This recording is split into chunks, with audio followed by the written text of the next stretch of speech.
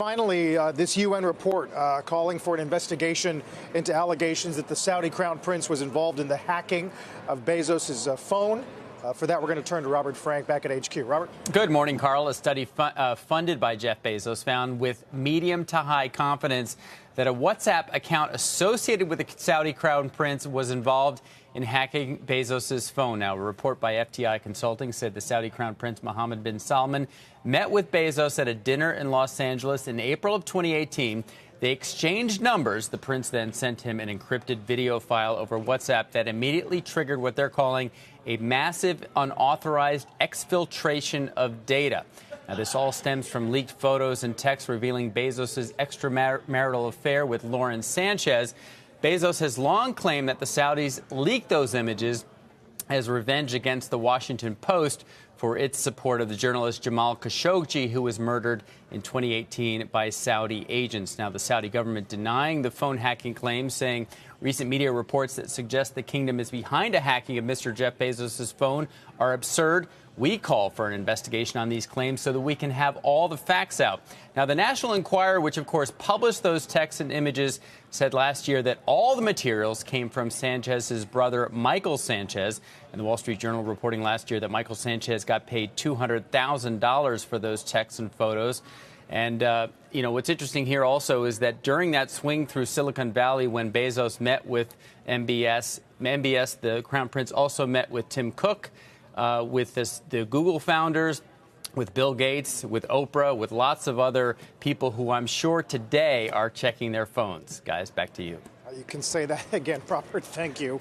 Nilay, the thread here between Bezos, the Washington Post, Amazon, the White House, Apple, it's very fraught, is it not? It is extraordinarily fraught. And by the way, the idea that Michael Sanchez was the one who provided the information and the Saudi government was hacking Bezos, those are easily connected. Someone had to send in the WhatsApp message and he had to trust it and open it. Yeah. So I think that remains to be seen if that's the link. It is very fraught. It also connects to the backdoor conversation a little Exactly. bit, right? Which is a hardware backdoor into the phone implies the government in possession of your phone can go unlock your phone and read it. But that does not prevent WhatsApp from having vulnerabilities. It does not prevent iOS itself from having vulnerabilities. It does not prevent Android from having vulnerabilities. And you see the stakes of the security conversation are so high and so fraught, and now they involve massive amounts of government intervention and very fraught politics in the region.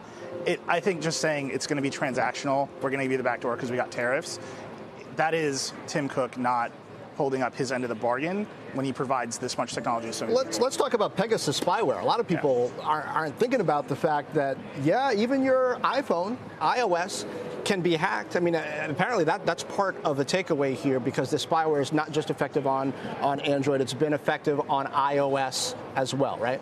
Yeah, and I think, why does a market for this spyware exist? Because governments around the world want a backdoor into the phone.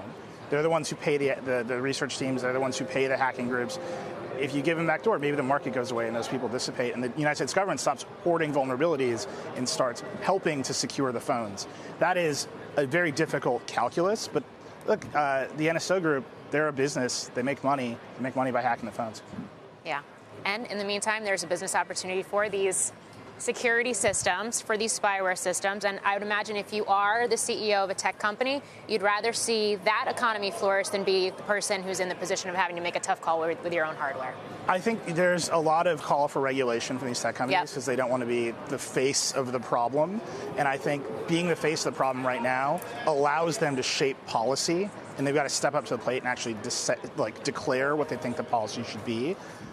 That said, none of them want to spend their time talking to consumers about encryption, about privacy.